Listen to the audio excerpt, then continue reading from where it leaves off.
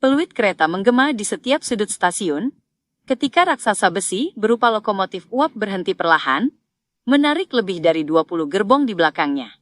Dengan setelan tuxedo dan topi setengah tinggi, Klein menenteng koper besar yang tampak berlebihan untuk tubuhnya. Ia menapakkan kakinya dengan mantap di tanah ibu kota kerajaan Loen, Becklen.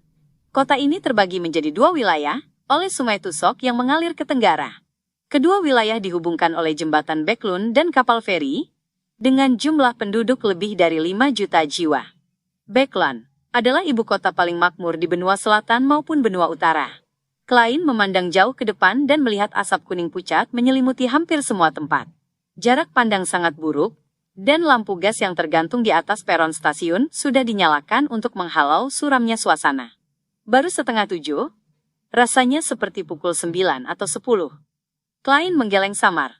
Tiba-tiba, ia teringat sebuah lelucon yang pernah dibacanya di Tusok Times. Seorang pria yang baru tiba di Becklun tersesat di tengah kabut tebal. Putus asa, ia bertanya kepada seorang pria yang kebasahan, bagaimana menuju Sungai Tusok? Pria itu menjawab ramah, berjalanlah lurus tanpa berhenti. Aku baru saja berenang dari sana.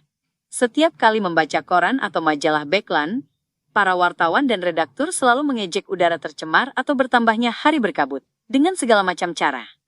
Dulu, harian Becklun Daily Tribune bahkan membuat statistik. 30 tahun lalu ada sekitar 60 hari berkabut per tahun, sekarang menjadi 75 hari. Karena itu, banyak orang berpandangan jauh mendirikan organisasi seperti Asosiasi Pengurang Jelaga, Asosiasi Pengurang Asap. Kabarnya, pada bulan September lalu, ada rancangan undang-undang yang mengusulkan pembentukan Dewan Nasional Polusi Udara. Klein menurunkan koper besarnya dan mencubit hidung untuk meredakan rasa tidak nyaman. Ia meraba rantai emas dan mengeluarkan arloji saku emas dari saku rompinya. Ia membukanya dan menatap jarum jam. Saat benar-benar berpisah dengan saudara-saudaranya, ia sengaja mengunjungi sebuah tos serba dan menghabiskan 4 pound 10 soli untuk membeli arloji saku emas, ditambah rantai emas seharga 1 pound 5 soli. Tidak tahu waktu secara tepat, selalu memberinya rasa ngeri. Awalnya Klein berencana membeli arloji saku perak, karena menurutnya lebih cocok dengan temperamennya. Namun setelah memikirkan esensi sejati seorang clown, akhirnya ia memilih jam emas yang lebih mencolok dan berlebihan. Pukul 6.39, tidak terlalu jauh ternyata, Klein menutup arlojinya, meraih tongkat, lalu menenteng koper sambil perlahan keluar stasiun, bersama arus orang banyak. Tiba-tiba, ia berbelok cepat, membuat seorang pencopet yang menguntitnya kehilangan kesempatan merogoh sakunya. Klein tak terganggu oleh insiden itu. Ia terus mengikuti jalan beraspal, berbaur dengan keramaian, hingga tiba di sebuah persimpangan.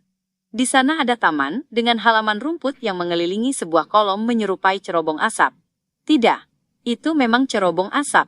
Klein melihat kolom itu memuntahkan asap pekat dari puncaknya. Sebagian asap melayang tinggi ke angkasa, sementara sebagian lainnya mengembun menjadi butiran cair kecil, yang berhamburan kemana-mana. Klein kembali berhenti, menurunkan kopernya, lalu membuka koran dan peta yang sedari tadi ia pegang. Saat di kereta uap, ia sudah merencanakan kemana ia akan pergi dan apa yang akan dilakukan berikutnya. Pengalaman yang ia jalani, juga pengalaman batin ketika menyamar sebagai badut di pagi hari, membuat Klein akhirnya memahami esensi sejati seorang clown. Meskipun mampu mengetahui sedikit tentang takdir, tetap saja tak berdaya di hadapan takdir. Maka dari itu, sebaiknya gunakan senyuman untuk menyembunyikan semua rasa sakit, duka, kebingungan, dan keputusasaan.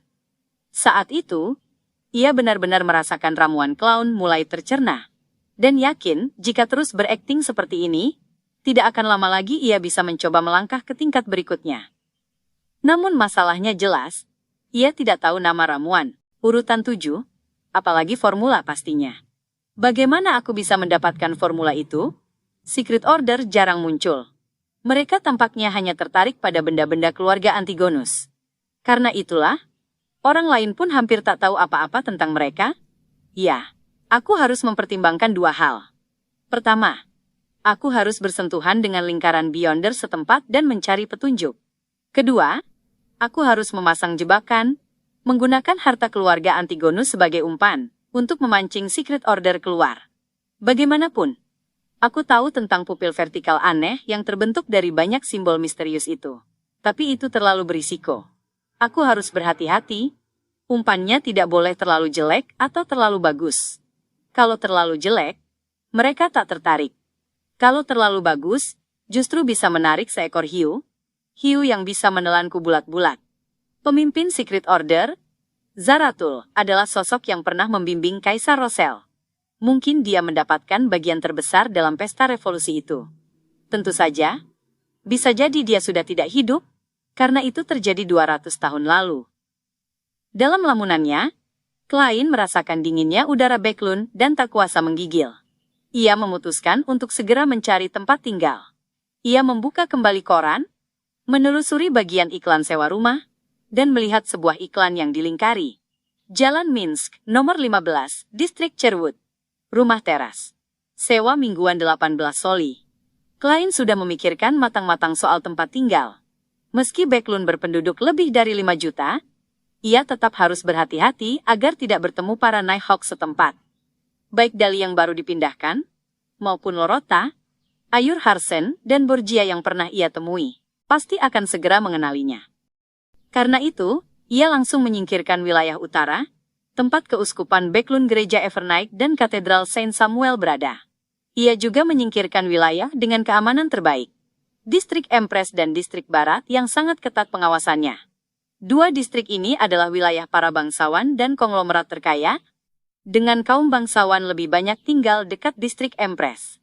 Daerah buruh, pelabuhan, Distrik Timur, dan kawasan jembatan Backlund, tempat orang miskin berkumpul juga ia coret dari daftar. Pilihannya pun semakin sedikit. Opsi pertama adalah Hillston Backland, pusat finansial, bisnis, dan ekonomi kerajaan Lowen, tempat bursa efek Backlund, clearing house, future center, 7 bank besar, berbagai perusahaan trust, perusahaan kereta api, hingga perdagangan kargo besar berada. Opsi kedua adalah distrik Cherwood, kawasan dengan banyak perusahaan kecil dan permukiman. Kedua distrik cukup ramai, dan keamanannya relatif baik, cocok untuk bersembunyi. Setelah pertimbangan matang, Klein memilih Cherwood karena lebih murah. Alasan ia tidak mencari bantuan ke organisasi seperti Capital Housing Improvement Company atau Capital Housing Improvement Association adalah karena mereka meminta identitas resmi, sesuatu yang tidak ia miliki saat ini. Kalau hari ini aku tidak menemukan tempat sewa, aku akan cari motel yang tidak butuh identitas untuk menginap semalam. Klein merapikan barang-barangnya, menenteng koper, dan berjalan menuju sebuah bangunan besar, yang menurut peta adalah pintu masuk sebuah tos serba. Ternyata itu pintu masuk Metro Backlund. Ya, Metro. Pertama kali Klein melihat kata Metro di koran dan majalah, ia hampir meloncat kaget. Ia tak pernah menyangka, moda transportasi semacam itu, sudah benar-benar ada di era yang bahkan belum memasuki zaman listrik. Metro itu lahir 25 tahun lalu. Awalnya hanya menghubungkan kedua tepi sungai Tusok, lalu meluas ke distrik-distrik penting kota. Tentu saja, jumlah stasiunnya tidak banyak. Klein mengikuti orang-orang menuju loket tiket. Setelah antre beberapa menit, ia melihat kasir berambut pirang indah. Kasir itu tidak mengangkat kepala, hanya menunjuk papan kayu di samping jendela, yang berisi daftar harga. Jam sibuk, 7-9 pagi, 6-8 malam. Kereta tiap 10 menit. Di luar jam sibuk, tiap 15 menit. Kelas 1, 6 pence. Kelas 2, 4 pence. Kelas 3, 3 pence. Pulang pergi masing-masing 9, 6, dan 5 pence. Tiket tahunan. Kelas 1 8 pound. Kelas 2 5 pound 10 soli. Kelas 3 tidak ada tiket tahunan. Lebih murah dari yang kubayangkan. Tidak ada batas jarak pula. Melissa pasti lebih menyukai ini ketimbang kereta kuda. Ini benar-benar puncak kecanggihan mesin. Klein mendadak merasa sedih. Ia tersenyum lebar, mengeluarkan 4 pence, dan menyerahkannya pada kasir. Kelas 2. Cetak. Kasir merobek tiket, menstempelnya, lalu memberikannya kepada Klein. Ia mengikuti jalur menuju kereta ke distrik Cherwood, melewati pemeriksaan keamanan yang tidak terlalu ketat, lalu menuruni tangga hingga sampai ke peron. Ia mencari tanda untuk lokasi kursi kelas 2. Cut! Tak lama kemudian, terdengar deru kereta dan peluit uap menggelegar. Ia melihat lokomotif uap besar dengan tubuh panjang berkilau hitam, penuh mesin rumit yang justru memunculkan keindahan unik. Metro Backlund masih menggunakan lokomotif uap. Asapnya dialirkan ke pipa di atas, lalu keluar lewat cerobong yang menyatu dengan taman dan halaman di jalanan atas. Di tengah derit logam, Klein menunggu penumpang turun lebih dulu, baru kemudian masuk sambil membawa tongkat dan kopernya. Kondektur memeriksa tiketnya, tidak seperti kursi kelas 3, kursi kelas 2 hanya untuk satu orang, jadi tak ada rebutan tempat. Begitu Klein duduk, menyimpan koper, dan bersandar pada tongkat, ia mendengar langkah tergesa masuk ke gerbong. Refleks, ia menoleh dan melihat seorang remaja kurus berlari masuk. Pemuda itu memakai mantel yang tidak sesuai usianya, topi bundar, dan membawa ransel usang. Kepalanya tertunduk sangat rendah. "Maaf, aku salah naik gerbong. Tiketku kelas 3. Ia menunjukkan tiket dan meminta maaf kepada penumpang lain, sebelum cepat-cepat berjalan ke gerbong kelas 3. Klein menarik kembali pandangannya, kembali memastikan tujuannya, dan menunggu pintu gerbong ditutup. Namun saat itu, ia mendengar langkah kaki kacau dan terburu-buru. Beberapa pria berjas hitam dan bertopi setengah tinggi masuk ke gerbong. Apakah mereka mengejar anak berusia 15 tahun itu? Klein refleks berpikir begitu. Ia menggeleng pelan dan kembali membaca koran serta peta, sama seperti penumpang lain di dalam gerbong. "Apakah kau melihat seorang remaja laki-laki? Dia mengenakan mantel tua." Salah satu pria yang menerobos masuk ke dalam gerbong bertanya dengan galak kepada kondektur. Klein melirik pria itu dari sudut matanya. Tubuhnya kurus namun tangguh. Kulitnya gelap akibat paparan sinar matahari yang berkepanjangan. Matanya lebih cekung dibandingkan warga biasa kerajaan Loen. Seorang dataran tinggi? Atau darah campuran? Ia mengangguk sambil merenung. Di tengah benua utara, di titik awal pegunungan Hornacis, terdapat dataran tinggi yang sangat panas dan kering. Sebagian besar wilayahnya berada di bawah kerajaan Venapotter, bagian barat dimiliki Republik Intis, sementara bagian timurnya termasuk wilayah kerajaan Loen. Penduduk aslinya bertubuh kurus, dianggap barbar, tetapi berani dan ahli berperang. Dahulu, mereka adalah salah satu masalah terbesar bagi ketiga negara tersebut. Namun, seiring berkembangnya Mesiu dan berubahnya cara berperang, bangsa dataran tinggi itu akhirnya menerima kenyataan dan tunduk. Banyak dari mereka meninggalkan dataran tinggi dan pindah ke Beckland, Tria, kota Venapotter, serta berbagai kota dan pelabuhan makmur di benua utara. Sebagian menjadi pekerja, sebagian lain menjadi preman bagi kelompok triad setempat. Mereka berani membunuh, dan tak gentar menghadapi situasi berbahaya. Kondektur itu seorang pria berusia 20-an. Ia bergidik saat mendengar pertanyaan itu, lalu menunjuk ke arah gerbong kelas 3. "Aku melihatnya. Dia pergi ke sana." Pemimpin mereka, yang mengenakan mantel hitam dan topi setengah tinggi, mengangguk samar. Ia memimpin orang-orangnya bergegas menuju gerbong kelas 3, tanpa peduli pada penumpang lain. "Kalau aku jadi anak itu, aku pasti sudah turun dari gerbong kelas 3. Klein membiarkan pikirannya melayang sambil terus membaca koran. Sekitar 1 menit kemudian, peluit kereta terdengar, pintu gerbong tertutup. Cet! Cet! Kereta uap mulai melaju cepat di atas rel. Namun saat itu juga, Klein tiba-tiba merasakan sesuatu dan mendongak ke arah pintu yang menghubungkan gerbong kelas 2 lainnya. Remaja laki-laki itu berjalan perlahan masuk ke dalam gerbong, dengan mantel tuanya, mengenakan topi bundar, dan membawa tas lusuh di punggung. Wajahnya masih belia dengan garis wajah halus. Sepasang mata merahnya tampak serius dan tenang. Luar biasa. Dia turun dari gerbong kelas 3, lalu memutar untuk masuk lagi lewat gerbong kelas 1? Apakah dia khawatir pengejarnya punya rekan yang menunggu di stasiun? Klein sedikit terkejut. Ia merasa cara si bocah menghadapi situasi ini cukup dewasa dan hati-hati, lebih baik daripada kebanyakan orang berusia 20-an. Ia menggigit ringan gigi geraham kirinya, dan diam-diam mengaktifkan Spirit Vision. Pandangannya meneliti si bocah. Ia tampak lelah, emosinya tegang, dan terlihat lesu. Namun, tetap ada lana biru yang melambangkan pikiran tenang. Luar biasa. Di usianya. Klein bergumam dalam hati, menundukkan kepala, lalu kembali membaca koran. Anak itu sama sekali tidak sadar sedang diperhatikan seorang Beyonder. Ia hanya terus berjalan menuju gerbong kelas 3. Perjalanan berlangsung tenang tanpa gangguan. 20 menit kemudian, Klein tiba di salah satu dari 3 stasiun di distrik Sherwood. Ia menyewa kereta kuda selama hampir 10 menit, hingga tiba di Jalan Minsk. Sesuai alamat yang tercantum di koran, ia sampai di unit 17 yang bersebelahan dengan unit 15, lalu menekan bel pintu. Kukuk, kukuk. Dari atas pintu, muncul seekor burung mekanik seukuran telapak tangan.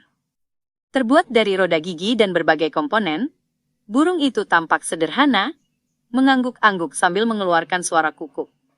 Mainan yang lumayan, hanya saja pengerjaannya tidak terlalu rapi. Klein menilai dalam hati. Hampir 20 detik kemudian, pintu kayu gelap itu terbuka. Seorang pelayan muda, berpakaian hitam putih, memandang Klein dengan waspada. "Ada yang bisa saya bantu?" Klein tersenyum, melambaikan tongkatnya yang dibungkus koran. "Aku datang mencari Nyonya Summer untuk urusan sewa rumah." "Aku kira rumahnya belum tersewa." "Nama lengkap di koran adalah Stelin Summer." "Benar. Silakan tunggu sebentar." Sang pelayan membungkuk sopan. Ia bergegas masuk melapor pada majikannya. Tak lama kemudian, ia kembali dan mempersilahkan Klein masuk. Ia membantu menaruh tongkat dan bagasi di ruang depan, serta menggantung mantel dan topinya di gantungan pakaian. Hembusan hangat menyelimuti Klein, mengusir hawa dingin yang terbawa. Ia menyapu pandangan ke ruangan, pertama kali melihat perapian unik, dengan arang merah tanpa asap yang menyala di dalamnya. Ruang tamu keluarga Summer cukup besar, hampir seluas lantai satu rumah keluarga Moretti. Beberapa bagian dihiasi karpet dan lukisan minyak pemandangan indah. Pelayan itu membawa Klein ke sofa, lalu berkata kepada majikannya yang mengenakan gaun kuning pucat, "Nyonya, tamunya sudah datang." Wanita itu berusia 30-an, berambut pirang dan bermata biru. Wajahnya cantik dan awet muda. Di tangannya ada kipas kerajaan berlapis perak dan dihias bulu. Karena berada di rumah dengan perapian yang hangat, lehernya terbuka, menyingkap kulit putih dan leher jenjangnya yang berkilau. "Halo, Nyonya Summer." Klein menempelkan telapak ke dada, lalu membungkuk. Nyonya Summer tersenyum sopan. "Selamat malam. Silahkan duduk. Mau kopi atau teh?" Klein duduk dan menjawab lugas, "Teh saja." "Julian, teh Marquis Black." Nyonya Summer memberi instruksi. Ia lalu menatap Klein dan bertanya, "Boleh saya tahu bagaimana saya harus memanggil Anda?" "Sherlock Moriarty." "Anda bisa memanggilku Sherlock." Klein sudah menyiapkan nama samaran ini. Saat itu, Klein mencium aroma dari dapur, dan melihat pipa-pipa rumit. "Hehe, itu rancangan suami saya. Walaupun pekerjaannya manajer di perusahaan koim, dia penggemar mesin. Dia juga anggota Asosiasi Pengurangan Asap Kerajaan." Nyonya Summer menjelaskan sambil tersenyum. "Nyonya, tak perlu sedetail itu. Aku bukan sedang kencan buta dengan suamimu." Klein mengejek dalam hati, tetapi tetap tersenyum dan berkata, "Nyonya Summer, aku ingin menyewa unit 15. Nyonya Summer menegakkan badan, duduk dengan anggun. "Saya harus mengingatkan Anda. Unit 15 tidak memiliki pipa seperti ini, kursi malas, meja kartu, kabinet dapur kayu mahoni, porselen halus, peralatan perak, set teh berlapis emas, ataupun karpet yang bisa dipindahkan." Ia menunjuk satu persatu barang di rumahnya. Setelah selesai, ia menambahkan, "Rumah itu dulunya milik kakak dan ipar saya. Karena usahanya bangkrut, ipar saya terpaksa pindah ke benua selatan. Mereka punya perkebunan di Balam. Tapi saya tidak setuju dengan keputusan itu. Itu terlalu tidak adil bagi keponakan saya. Di sana, tidak ada sekolah tata bahasa yang bagus, bahkan guru privat pun sulit didapat." "Nyonya, itu bukan hal yang ingin ku dengar." Klein mengangguk tulus dan berkata, "Selain cuacanya, tak ada tempat di benua selatan yang bisa dibandingkan dengan Backland." Jawaban itu membuat Nyonya Summer puas. Tatapannya sedikit berkilat. "Rumah ini masih dalam masa sewa 3 tahun. Saya ingin Anda membayar sewa 1 tahun di muka. 18 soli per minggu. Pemakaian furnitur dikenakan biaya 1 soli. Depositnya 50 pound. Klein menggeleng sambil tersenyum. "Nyonya Summer, Anda pasti bisa melihat kalau saya baru tiba di Backlund. Saya tidak tahu apa yang akan terjadi nanti. Membayar deposit 50 pound akan menurunkan kemampuanku menghadapi risiko. Batas saya hanya setengah tahun. 25 pound. Ia masih berencana menyewa apartemen satu kamar di distrik timur Backlund untuk berganti pakaian, melakukan penyamaran, dan menghindari penguntitan. Itu penting untuk rencananya. Stellin Summer mengangguk ringan. Apakah Anda pernah belajar di sekolah tata bahasa? Klein terkekeh. Ya, lalu aku belajar sejarah secara otodidak. Anda membawa identitas? Tanya Stellin santai. Maaf, aku terburu-buru saat pergi dari rumah, jadi lupa membawanya. Hehe, aku lupa memperkenalkan diriku. Aku dari Midshire. Klein sengaja meniru aksen temannya, Welch. Saat ia menyebut lupa, ia teringat Kapten Dan Smith. Senyum di wajahnya pun semakin lebar. Pada saat itu, Juliana datang membawa secangkir teh hitam. Cangkir porselen putih itu memiliki motif klasik berlapis emas. Klein menyesapnya. Harumnya lembut, rasa asam dan manisnya seimbang, jelas lebih enak daripada teh hitam Sibe yang biasa diminumnya. Teh Marquis Black yang sangat autentik, ia memuji. Stellin Summer tersenyum tipis. Kalau begitu, mari kita sepakati setengah tahun. 25 pound. Klein berterima kasih, lalu berbincang ringan beberapa menit, hingga seorang pelayan lain membawa kontrak sewa dari ruang kerja. Setelah keduanya menandatangani kontrak, Klein dengan perasaan berat hati menyerahkan 25 pound kepada Nyonya Summer. Stellin menghitungnya tanpa suara lalu tersenyum. Tuan Moriarty, saya yakin Anda akan mencari pekerjaan di Backlund? Ya, jawab Klein. Agak bimbang. Sudut bibir Stellin terangkat. Saya bisa memberi saran. Dengan gaji mingguan di bawah 3 pound, sulit untuk tinggal di distrik Sherwood. Biaya sewa, makanan, air, gas, arang, transportasi, dan lain-lain setidaknya 2 pound 5 soli. Percayalah, ini Backlund. Anda juga harus mempertimbangkan pakaian baru, peralatan makan yang bagus, dan set teh. Gaji mingguan 3 pound adalah batas minimum. Kalau gaji Anda mencapai 5 pound, Anda bisa mempekerjakan pelayan wanita. Dengan 6 pound, Anda bisa punya koki.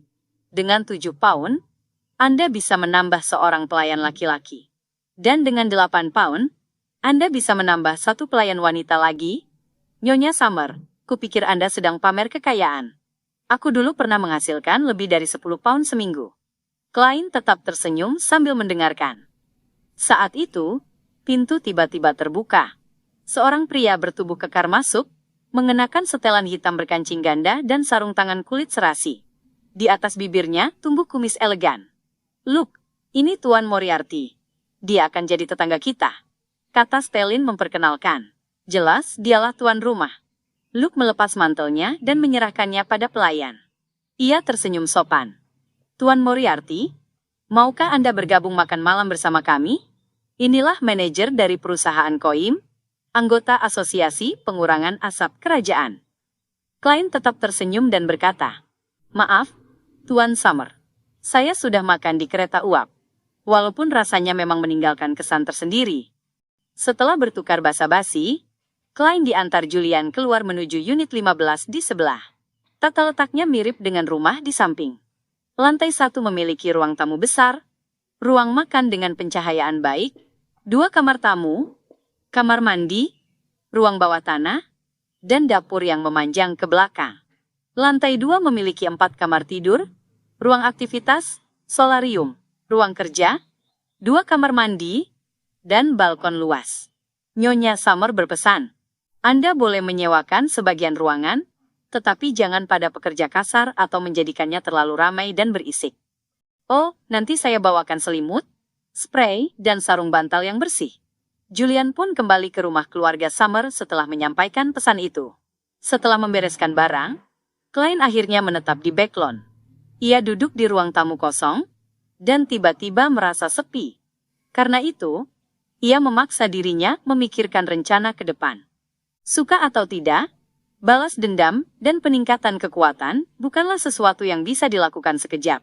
Ia harus mendapatkan pekerjaan yang cukup menguntungkan. agar tidak terjerat masalah keuangan. Namun, pekerjaan itu tidak boleh membatasinya atau mengganggu rencananya. Dengan kata lain, ia butuh kebebasan yang cukup. Setelah mempertimbangkan dan menyingkirkan pilihan yang tidak cocok, tersisa 3 pekerjaan. Pertama, menjadi penulis dengan cara menjiplak. Namun identitasnya sensitif. Makin terkenal ia, makin besar masalahnya. Dengan berat hati, ia harus menyerah. Kedua, menjadi reporter. Di zaman ini, pekerjaan itu cukup baik. Tetapi, lamaran pekerjaan membutuhkan ijazah dan dokumen lain, sesuatu yang tidak ia miliki. Akhirnya, ia memilih pilihan ketiga, detektif swasta. Inilah juga alasan ia menggunakan nama samaran. Klein memulai pagi pertamanya di Backlund, dalam cuaca yang dingin dan lembab, dengan kabut tipis yang hampir menghalangi penglihatan. Untuk sarapan, ia meminum 1 liter teh murah seharga 1 penny, dan memakan 2 potong roti panggang yang diberi mentega kualitas rendah di bagian tengahnya. Ia sibuk sepanjang pagi, tetapi, pertama-tama, ia pergi ke Backlund Bulletin di distrik Sherwood untuk memasang sebuah iklan kecil selama sebulan, dengan biaya 30 pound. Mulai hari Selasa, pembaca setia Backlund Bulletin akan melihat iklan kecilnya di sepanjang pinggiran halaman ke-7 dan ke-8. Sherlock Moriarty, ahli berbagai jenis investigasi swasta. Harga terjangkau, dan menaati prinsip kerahasiaan secara ketat. Tinggal di Jalan Mins nomor 15, distrik Sherwood. Alasan mengapa Klein tidak memilih koran besar seperti Tusok Times atau Backlund Daily Tribune, yang dibaca di seluruh kerajaan Lowen, adalah karena usahanya saat ini terbatas sementara pada Backlund. Selain itu, ia tak ingin nama baiknya terlalu mencolok. Oleh karena itu, Backlund Bulletin yang populer secara lokal dan mematok biaya iklan rendah, menjadi pilihan pertamanya. Setelah keluar dari kantor Backlund Bulletin, Klein mengeluarkan peta dan mengikutinya untuk membeli berbagai bubuk ramuan dan kepingan perak dari beberapa toko obat, toko bunga, toko perhiasan, dan toko aksesoris. Ia menyiapkannya untuk melakukan ritual. Ketika barang yang diperlukan tidak memiliki kaitan spiritual, sebagian besar bahan mistik bisa dibeli di toko biasa. Namun, mereka tidak tersedia di bawah satu atap, sehingga ia harus mengunjungi banyak toko untuk mengumpulkannya. Untuk itu, Klein menghabiskan tambahan 5 pound. Jumlah besar berupa 200 pound yang ia tarik. Membuat saldo di bawah angka 100 pound, menyisakan hanya 92 pound. Menghabiskan uang, itu gampang, seperti meneguk air. Klein menemukan sebuah kafetaria kecil di dekat situ, dan memesan stek lada hitam seharga 8 pence. Ia kembali ke Jalan Mins nomor 15, pukul 1 siang, dan tanpa beristirahat, menghabiskan waktunya menggunakan bunga selamber, rumput darah naga, cendana merah gelap, dan bubuk mint. Untuk membuat Holy Night Powder, bahan utama untuk menciptakan dinding spiritualitas. Ia hanya bisa bertahan dengan cara ini, sampai ia dapat membeli belati ritual perak asli. Klein memperkirakan bahwa ia harus maju ke urutan 7, sebelum dapat menghilangkan pembatasan ini. Nona Justice, Tuan Hangman, dan The Sun belum mengajukan izin. Pertemuan akan diadakan tepat waktu hari ini. Ia berpikir. Saya penasaran kejutan apa yang akan dibawa Tuan Hangman, dan berapa banyak halaman dari buku harian Roselle yang bisa ia serahkan. Klein berbaring kembali di ranjang di kamar tidurnya, dan memikirkan berbagai hal. Baginya, menjadi detektif swasta adalah pekerjaan yang mempertimbangkan uang sekaligus aksi. Itu memungkinkannya berhubungan dengan orang-orang dari berbagai lapisan, dan perlahan menemukan lingkaran Beyonder di Backlund. Dari sana, ia dapat perlahan menemukan petunjuk tentang Secret Order. Tentu saja, jika beruntung, ia bahkan bisa menemukan urutan 7 yang berkaitan dengan sang clown. Melalui suatu lingkaran Beyonder tertentu, dan membeli rumus ramuan serta bahan utama yang sesuai. Adapun keberadaan Inns Zengwil, Klein untuk sementara memilih tidak mengambil inisiatif mencarinya. Ia bahkan mungkin sedikit menghindari pria itu. Namun, jika secara kebetulan ia menemukan musuhnya itu tanpa mempertaruhkan dirinya, ia tidak keberatan melakukan tindakan, baik dengan mengirim surat anonim ke gereja Evernight, Pendapatan detektif swasta paling banyak hanya bisa menopang standar hidup kelas menengah. Jika aku ingin cukup uang untuk membeli rumus ramuan dan bahan Beyonder, itu akan bergantung pada Nona Justice, atau melalui investasi dengan sisa 100 pound yang kupunya di rekening anonim. Ya, aku tidak boleh menyentuh 92 pound yang kumiliki untuk sementara. Mungkin, aku tidak akan punya penghasilan untuk beberapa waktu. Dengan pemikiran ini, klien tiba-tiba duduk tegak. Ia turun ke lantai 1 dan mulai membaca berbagai koran yang dibelinya sekilas tadi. Koran-koran itu sering memuat berita tentang penemuan yang membutuhkan investasi, atau bagaimana seseorang ingin membentuk usaha patungan untuk menjalankan bisnis tertentu. Klien mengandalkan pengetahuan dari bumi dan pemahamannya tentang era ini untuk menyaring proyek-proyek tersebut dengan hati-hati. Sayangnya, tidak ada satupun yang dapat diandalkan dari yang tercantum di koran hari ini. Pada pukul 2:03, ia kembali ke kamar tidurnya, mengunci pintu, menutup tirai, dan menggunakan Holy Night Powder untuk menciptakan sebuah dinding spiritualitas. Klien melangkah 4 langkah berlawanan arah jarum jam, dan tiba di atas kabut abu-abu. Ia duduk di kursi sandaran tinggi milik The Fool, sebelum memperluas spiritualitasnya, dan menyentuh bintang merah yang melambangkan The Sun, seolah sedang menanggapi sebuah doa. Ini salah satu dari sedikit hal dalam hidup baruku yang belum berubah. Ia tiba-tiba mendesah. Di sebuah daerah di luar kota Perak, di sebuah menara abu-abu kehitaman yang separuh runtuh, 9 anggota regu patroli berkumpul di sekitar api unggun yang menyala, mengobrol tentang pengalaman mereka beberapa hari terakhir. Ada pula beberapa anggota tim lain yang berjaga di perimeter, bersiap untuk kemungkinan serangan dari kegelapan. Banyak Beyonder kota Perak telah menggunakan darah mereka untuk memberi mereka pelajaran. Jangan pernah lengah. Monster di kegelapan bisa saja ada tepat di belakangmu. Pada malam ketika frekuensi petir sangat rendah, penting untuk menjaga api tetap menyala dan cahaya tetap menyinari. Setelah mereka benar-benar tenggelam dalam kegelapan, bukan tidak mungkin semua orang lenyap, tak seorang pun bisa memastikan hal mengerikan apa yang akan terjadi dalam kegelapan total, karena kenyataan berkali-kali telah melampaui batas imajinasi mereka. Derek Burke tetap pendiam dan tertahan, sambil mendengarkan rekan-rekannya mengenang monster yang pernah mereka temui sebelumnya. Itu adalah monster berbentuk humanoid, dengan mata yang menutupi seluruh tubuhnya. Untuk menghabisi monster itu, tim patroli mereka harus membayar harga mahal. 5 orang terluka, dan 2 di antaranya luka parah. Tiba-tiba, penglihatan Derek menjadi kabur, dan ia merasa terselimuti kabut abu-abu tebal. Di sebuah tempat yang entah mengapa terasa jauh, di kedalaman kabut abu-abu, sosok samar duduk di atas kursi sandaran tinggi kuno, menatapnya dari atas. Bersiaplah untuk pertemuan. Suara The Fool bergema di telinga Derek, namun tak seorang pun dari rekan-rekannya menyadarinya. Setelah mengalihkan pandangannya, dan mengamati daerah itu selama lebih dari 10 detik, Derek bergerak ke tepian api, bersandar pada tembok yang retak, dan pura-pura tertidur.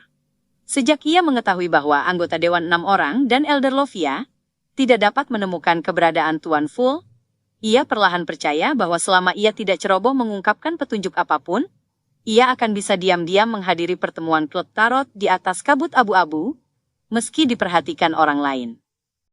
Backland, Distrik Empress. Dengan alasan lelah, Audrey kembali ke kamar tidurnya. Ia menahan kegembiraannya, dan tidak mondar-mandir. Sebaliknya, ia duduk tenang di ranjang, menunggu pemanggilan dari Tuan Fool.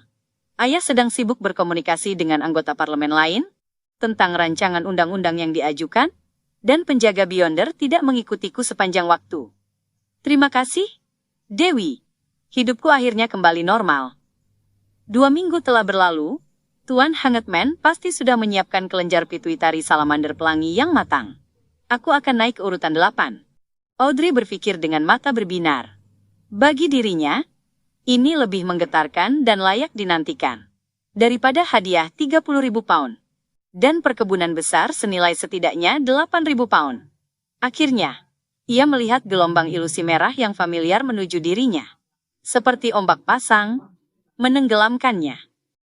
Di sebuah kapal layar yang tampak kuno, Alger Wilson mengunci pintu kabin kapten dan duduk di balik sekstan dan catatan kapal.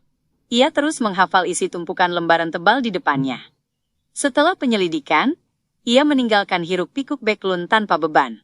Setelah diberi imbalan oleh pihak atas, dan kembali ke laut, membawa seikat halaman buku harian Rosel yang disalin secara diam-diam. Setelah mencerna ramuan Seafarer, aku akan bisa maju dengan normal. Kontribusiku cukup untuk ditukar dengan rumus dan bahan. Namun, ini akan membuka fakta bahwa aku mengetahui metode akting. Ada untung dan ruginya.